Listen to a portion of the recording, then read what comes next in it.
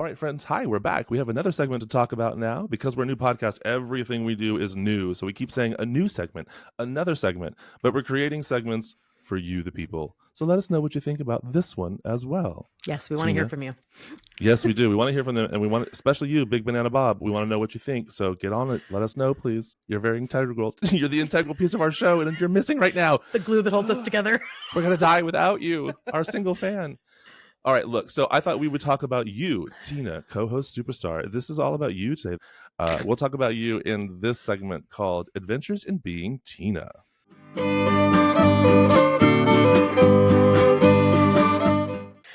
Thank you so much, Chris, for that great introduction. I actually...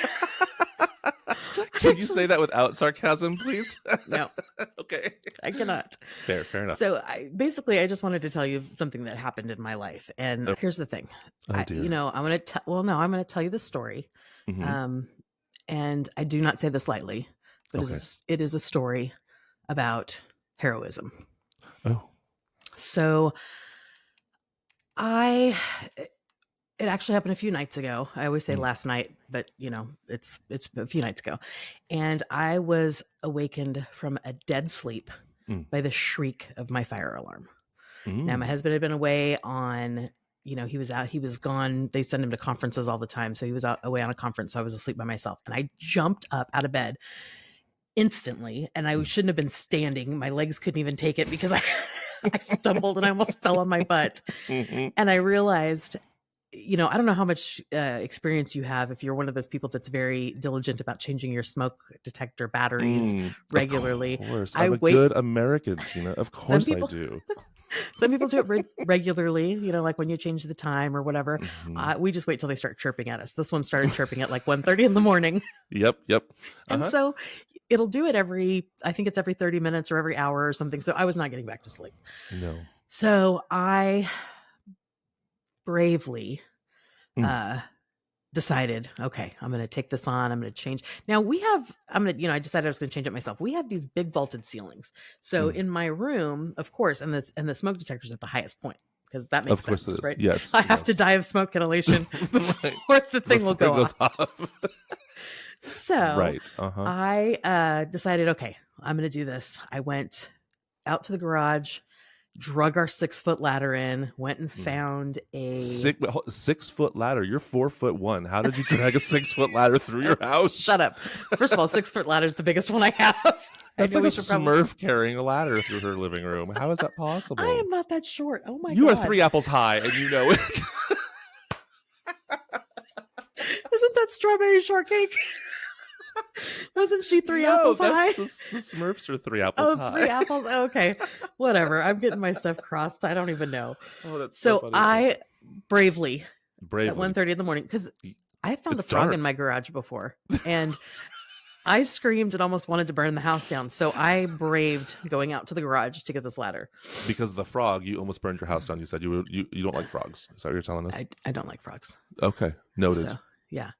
Anywho, I went and got the ladder, went and found a battery, and then woke up my youngest son, who's 6 feet tall, and made him climb the ladder and change the battery. And how did he feel about being woken up in the middle of the night to do your handiwork? Well, I think he was getting up to go to the bathroom, because I didn't have to wake him up I said his name and he came out of his room immediately. So I was like, gotcha. Were you up? Well, hears a Smurf dragging a ladder through the hallway. He's going to wake up. So anyway, so when I say I changed the battery, what I mean is I brought the ladder in, I found the battery, and then I made my son do it. This is why we have children. Right? And he's afraid of heights. So this kid went up to the second step of the ladder, which is like 1.5 feet off the floor, and he did it. He stretched up there and reached it, changed it. So basically, what I'm saying is, I was a hero because I project managed the hell out of that. Right? Absolutely. I got all the necessary goods together. I delegated properly. Of course. I mean, the heroism and bravery exactly. you display. And is... poor Jackson, who was made to do it. And I was like, you need to go higher up on the ladder so you can reach. And he was like, you need to hold the ladder. I was like, Jackson, you're 1 foot off the floor. You're fine. He's not a fan. No. So basically, I, through my leadership, got this done so I could go back to sleep. And also, he was annoyed with me? Sure. He was. Mm. But Mm. I think if we focus on the fact that he has a fear of heights and that he was annoyed with me, we're really taking the focus off the hero, which is me. So I just wanted to share that story with you because it scared me. It scared me. My little heart. Yes. Pitter patter. shot him out of bed. Fragile little thing that you are. Yes. So that was clearly, the excitement in my life. Wow. A few nights ago. How do you handle such drama on a daily basis that occurs to you? It doesn't happen every day because Thank honestly, God. that might be a little bit much. But you know, I put on a brave face. Face. Of course. Well, we admire you for it. The letters of accommodation will surely start flying in for your file, and we're very, very happy to know that you survived this ordeal. And thank that stranger that was in your hallway at 6 a.m., 3 a.m. What was it, 2 a.m. to help you? It was about 1:30. Yeah, I don't know. The poor faceless nameless character that didn't make the interview cut. Whatever his name was. Thank him for that. No, that was my baby boy. I know, but you know, my kids are good. They take care of me. But he was annoyed. He's like, really? That's I'm so like, come funny. on, just come do it. He's 1.5 feet off the ground. But I mean, that is the benefit of being 6 foot tall. You don't have to step very hard to get the task done. Step very high. So that's true. Well, thank you for sharing that. I hope we hear more, adventures of being Teena. It sounds, dramatic and harrowing and horrifying to be you. And I can't wait to share that with the world. Here's the thing. I don't like to use the word hero to describe myself. But if you want to use it.